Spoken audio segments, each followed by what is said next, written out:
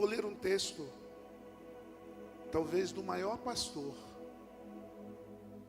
que não foi pastor de ovelhas, não foi pastor de rebanho, foi um mestre, um escritor, um homem muito especial, que Deus o dotou de vários dons, para que ele pudesse exercer o tamanho do ministério que ele exerceu. Eu estou falando de Paulo, do apóstolo que compreendeu com muita delicadeza o chamado de Jesus. Ele chega a dizer: já não vivo mais eu, mas Cristo vive em mim. A vida que agora vivo, levo-a na fé do Filho de Deus, que me amou e me salvou.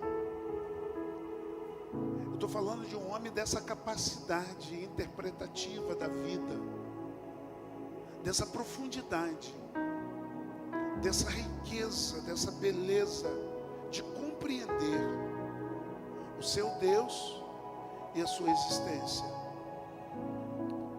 E no capítulo 3 de 2 Timóteo,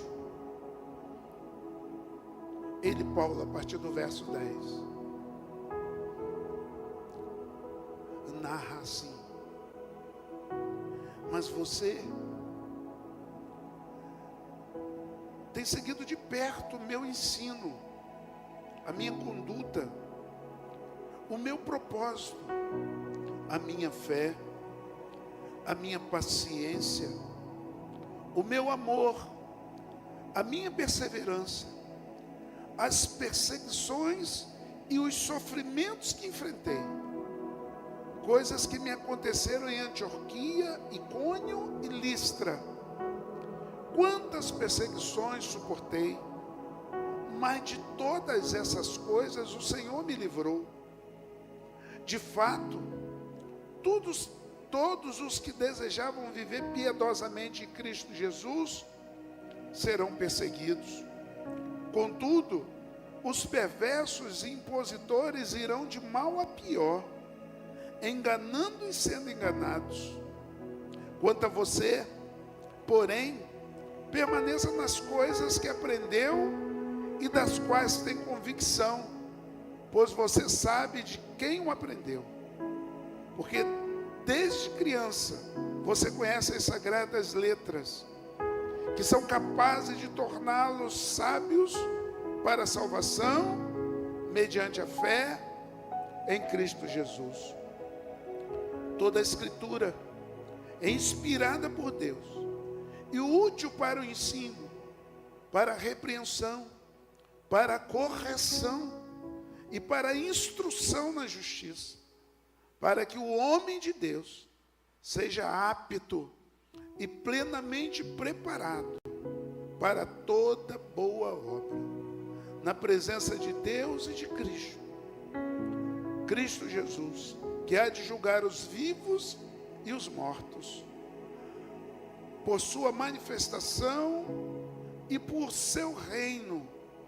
Eu exorto solenemente: pregues a palavra, esteja preparado a tempo e fora de tempo, repreenda, corrija, exorte com toda paciência e doutrina, pois virá o tempo em que não suportarão a sã doutrina, ao contrário, sentirão coceira nos ouvidos, juntarão mestres para si mesmos, segundo os seus próprios desejos. Eles se recusarão a dar ouvido à verdade, voltando-se para os mitos. Você, porém, seja moderado em tudo, suporte os sofrimentos, faça a obra de um bom evangelista, cumpra plenamente o seu ministério.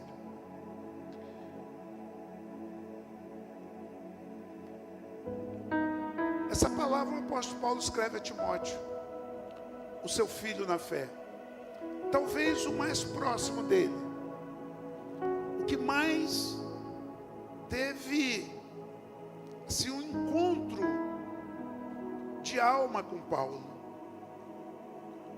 Paulo se apaixona por Timóteo, e eu acho que o desejo de Paulo era passar todo o ministério dele para Timóteo. Não tinha como, porque o ministério de Paulo era único. Não tinha substituto para Paulo. Deus não preparou um substituto para dar continuidade à obra do apóstolo. O apóstolo Paulo, ele termina exatamente a carreira dele, e a carreira dele termina exatamente nele. Não tem um substituto que pudesse fazer o que Paulo fazia. Paulo tinha uma missão quase impossível de ser feita. Algumas ações de Deus para que pudesse Paulo exercer o ministério que exerceu. Ele precisaria ser um homem muito culto, talvez o mais culto da sua geração, e foi. Talvez ninguém tinha tanta competência cerebral quanto o apóstolo Paulo nos seus dias. Talvez nem o seu mestre Gamaliel tinha tanto conhecimento quanto o próprio apóstolo do judaísmo, das leis romanas. Paulo tinha conhecimento de tudo que os irmãos possam imaginar. Precisaria ser um homem desprendido de família. E pelo que a Bíblia nos mostra, Paulo também não teve família. Ele acabou vivendo para tudo, para todos, e não viveu para ele. Paulo, ele precisava também, além de ser esse homem livre, ele precisava ser um homem de um coração muito piedoso. E dizem por aí que os corações mais piedosos são aqueles que um dia não foram tão piedosos assim, que aprenderam a serem piedosos na prática.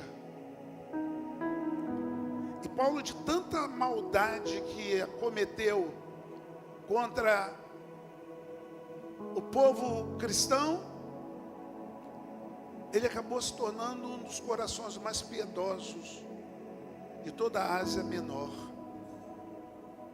das 7 igrejas da Ásia Menor, conhecido por todos como um homem com coração muito piedoso. Paulo precisava ser um homem de uma capacidade de arrependimento muito grande. E só quem comete muito pecado tem condição de se arrepender de forma muito grandiosa também. Aliás, quem comete não, quem entende que cometeu. Porque só se arrepende de um pecado quem entende que pecou. Precisava ser um cara assim. E o mundo não produziu 2. O mundo não produziu 2, só produziu 1. Mas o desejo de Paulo é que Timóteo fosse talvez o pastor mais próximo dele, o cara que tivesse o abraço mais afagoso dele. Paulo se encontra com Timóteo no meio de uma família dividida. no meio de uma família em que sua mãe era judia, seu pai era grego, e a lei dos judeus diziam que esse menino não poderia ser um mestre religioso, porque ele não era puro sangue, ele era sangue misturado. E como não poderia ser mestre, ele não poderia ser líder, ele não poderia ser pastor. E talvez isso tenha gerado um amor tão grande no coração do apóstolo, que o apóstolo termina os seus dias escrevendo a Timóteo. Ele poderia escrever a tanta gente, poderia escrever a Demas, poderia escrever a Alexandre, o Latoeiro, ele poderia escrever a Aristóteles, ele poderia ter escrevido a tantas pessoas. Ele poderia ter escrevido a tantas pessoas. Mas no final da sua existência, ele escreve a Timóteo e fala para ele: já estou sendo ilibado. Ou seja, eu já estou morrendo. Ele passa todas essas instruções que eu acabei de ler a Timóteo e mais alguma delas.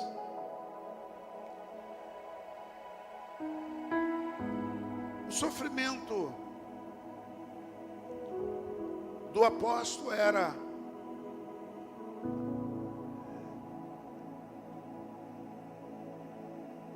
não era a igreja que ele ia deixar. O sofrimento do apóstolo não era que ele tinha que fazer uma sucessão, até porque ele não fez e nem precisou fazer. Acabei de falar que ninguém assumiu a cadeira do apóstolo. O sofrimento dele era com o povo. Deixa eu falar uma coisa para vocês. Não há nada que faça um pastor sofrer mais do que o povo.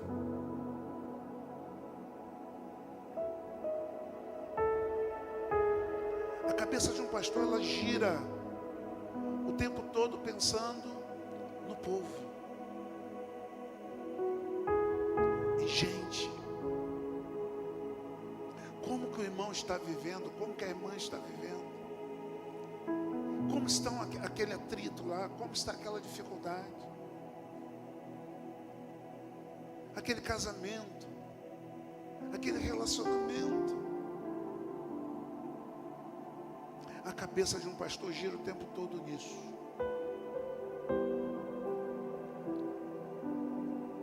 O sofrimento de um pastor não está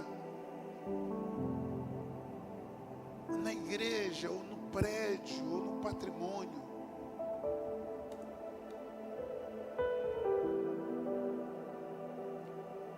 A cabeça de um pastor não está quem vai assumir sua cadeira quando ele deixar. Até porque no meio dos batistas essa escolha nem dele é. A cabeça de um pastor está no povo.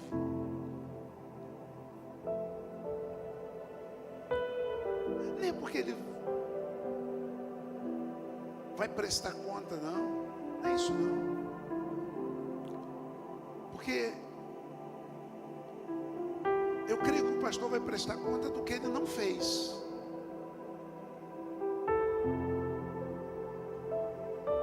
O que ele fez não.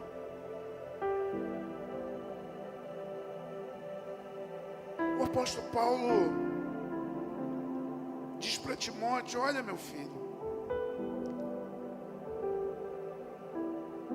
vou te dar 3 orientações. E são as orientações que todo pastor deve receber nos dias de hoje. São em cima das orientações que Paulo deu a Timóteo que eu prossigo no meu ministério. A primeira orientação é: siga o exemplo natural do seu pai na fé. E olha o exemplo que Paulo pede a Timóteo para seguir, e a todos nós pastores. Você tem seguido de perto o meu ensino, a minha conduta, o meu propósito, a minha fé, a minha paciência, o meu amor, a minha perseverança, as perseguições e os sofrimentos que enfrentei, coisas que me aconteceram em Antioquia, Icônio e Listra. Quantas perseguições suportei, mas de todas essas coisas o Senhor me livrou. A orientação do apóstolo aos pastores é para que suportem.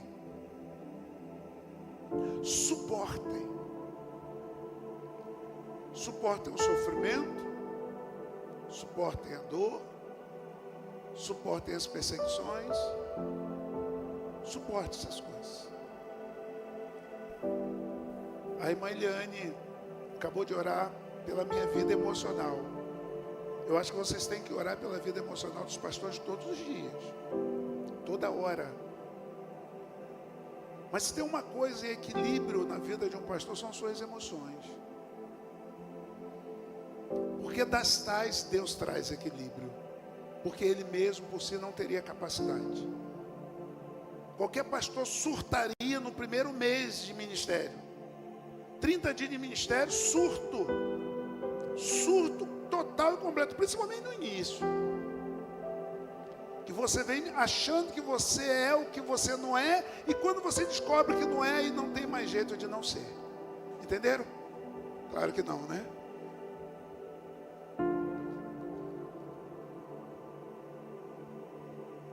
Ah, se o Senhor não cuidasse das nossas emoções, nós surtaríamos na primeira confissão,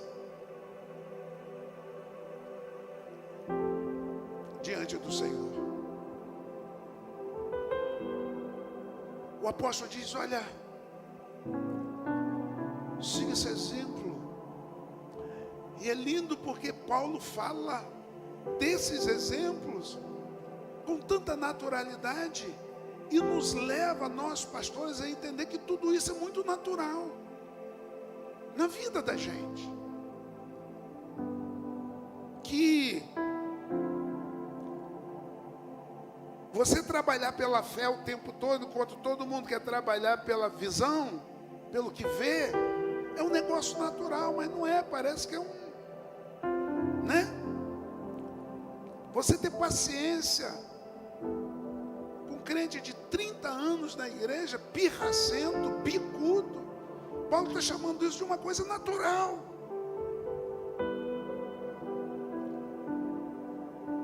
E me parece que tem que ser natural mesmo para a gente.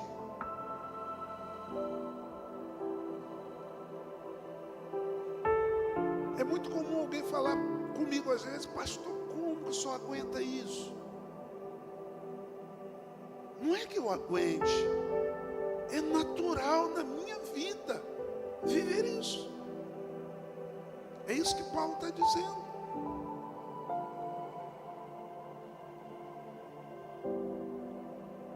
Parece que Paulo está te chamando de natural as perseguições, os sofrimentos que a gente enfrenta diuturnamente. E aí você pode pensar assim: pastor, mas todo mundo enfrenta essas coisas. Sim, no campo material. No campo material é mole. Enfrentar falta de dinheiro, falta de saúde, tudo isso é mole.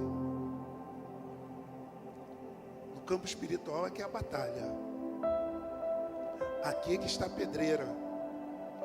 Porque você entra numa batalha entendendo que você é impotente, que você não pode fazer nada além daquilo que te é permitido fazer. No campo espiritual você está vendo a saída, mas você não sai. A porta está aberta, mas você não consegue sair.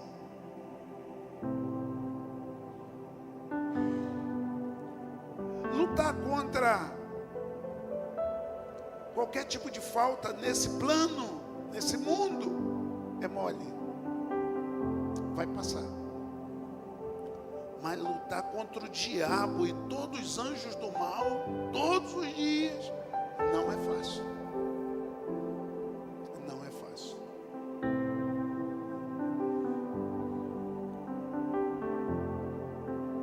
O apóstolo Paulo dá o segundo conselho para Timóteo, para todos nós pastores. Só permaneça nas coisas que você tem convicção. Faça nada que você não tenha convicção.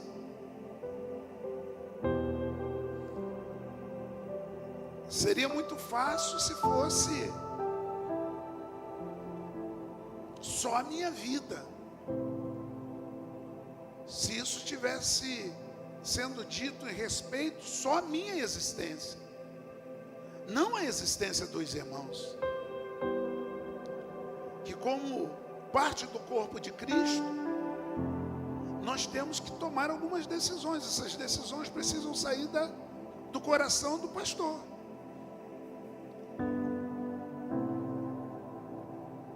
E agora, quando a maioria tem convicção que o pastor está errado, como é que faz?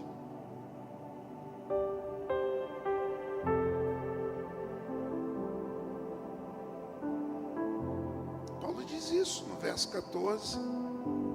Quanto a você, Timóteo, permaneça nas coisas que aprendeu e das quais tem convicção. E precisa ser assim. E nós fazemos assim. E pagamos um alto preço.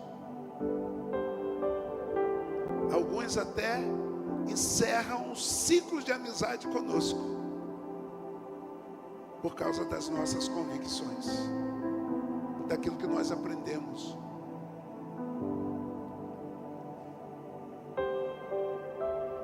Por último, eu deixei para o final, a orientação do apóstolo é: Timóteo, a resposta para você não sofrer. Todas elas estão na palavra de Deus. Pregue a palavra extra tempo e fora de tempo. Não fujam da palavra. Não saiam da palavra. Pastor que tem convicção daquilo que faz na vida de outras pessoas, não sai da palavra.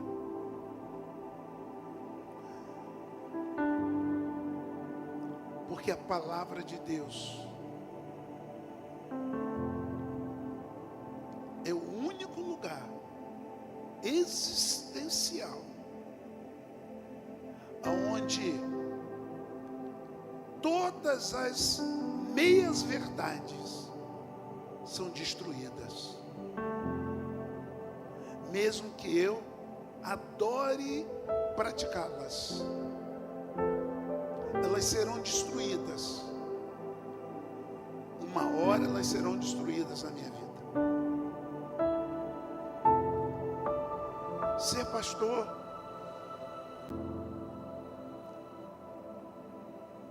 não é uma das tarefas mais difíceis do mundo. Eu afirmo categoricamente, sem classismo, é a mais difícil do mundo. É a mais difícil do mundo.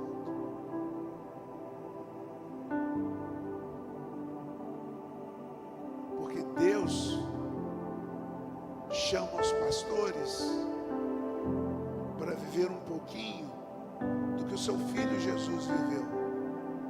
Só um pouquinho.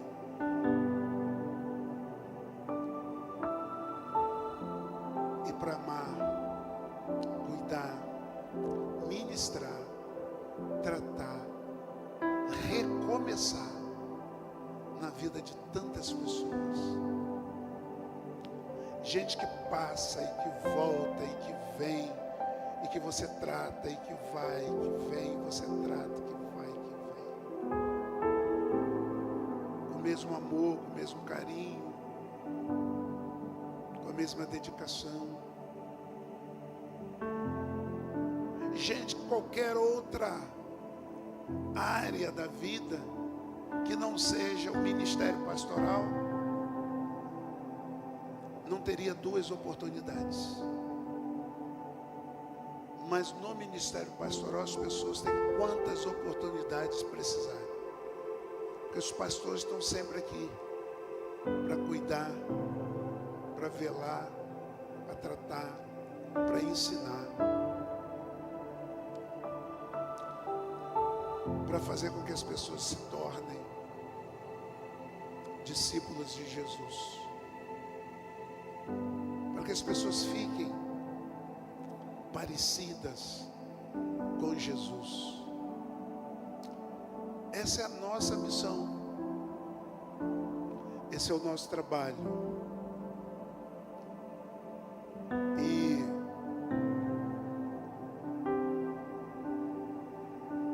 é o trabalho mais difícil do mundo, mais difícil do mundo. Mas graças a Deus, que quem nos chamou é capaz de fazer muito mais do que nós pedimos ou pensamos. O Senhor dos Exércitos, o Deus Todo-Poderoso, aquele que é digno de honra, de glória e de toda adoração. Graças a Deus que quem nos chamou para esse ministério, para esse mistério, é alguém que tem todo o poder dos céus e da terra. É alguém que governa entre todas as pessoas. É alguém que ministra na alma de todas as pessoas. Graças a Deus que nós somos privilegiados por sermos destacados, pensados pelo Senhor para viver o que tem de mais difícil na terra, mas o que vai colher mais aplausos no céu. Graças a Deus que Deus nos chamou para vivermos aquilo que há de mais penoso no mundo dos homens, mas Deus nos chamou porque tem a certeza que na eternidade nós estaremos cantando junto com os anjos: Santo, Santo, Santo é o Senhor dos Exércitos. Ser pastor não é fácil. Ser pastor é tremendo. Eu costumo dizer que o ministério não é feito só de sofrimento. O ministério não é feito só das coisas hards. É feito das coisas softs também. E o que tem de leveza, de beleza e de prazer no ministério. Eu termino aqui e quero que você grave isso no seu coração. São as vidas que Deus nos permite ver serem transformadas pelo poder do Evangelho. São as vidas que Deus nos permite ver irem crescendo como uma criança recém-nascida, que vai tomando forma e que vai crescendo e vai se agigantando na direção do Senhor, no cumprimento da missão. Esse é, sem dúvida nenhuma, o nosso grande pagamento. Esse é o nosso salário. Esse é o nosso salário. Por isso nós insistimos tanto com os teimosos, com os cabeças duras, porque nós estamos insistindo pelo nosso pagamento. Nós não estamos insistindo por outra coisa que não seja o nosso pagamento. O fruto do nosso suor. Deus nos abençoe.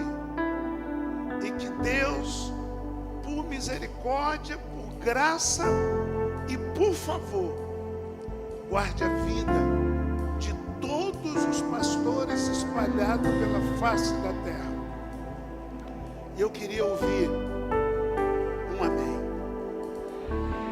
Louvado seja Deus. Deus nos abençoe. De pé, queridos. De pé.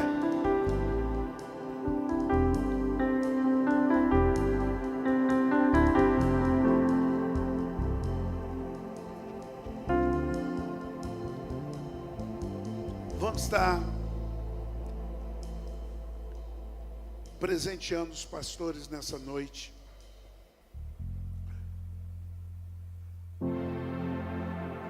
Com o melhor presente que cada pastor precisa receber nessa noite. Oração. Não há nada que o pastor tenha mais necessidade do que oração.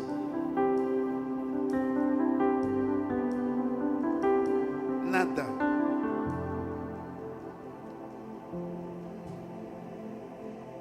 Temos vivido dias de muitas dificuldades na vida de muitos colegas pastores. Tenho orado muito pelo pastor José Teixeira, com câncer raro, sofrendo muito nesses dias. Eu tenho chorado diante do Senhor pela vida do meu amigo e tantos outros colegas que têm vivido dias muito difíceis. Pastor Jardel, que infartou, está cirurgiado, se recuperando. E tantos outros pastores estão com muitas dificuldades. O coração de um pastor é um coração humano, né? Como todos os corações, ele também pifa de vez em quando. Vamos presentear os pastores do mundo nessa hora. Baixe sua cabeça. Lembre de um pastor aí, qualquer um.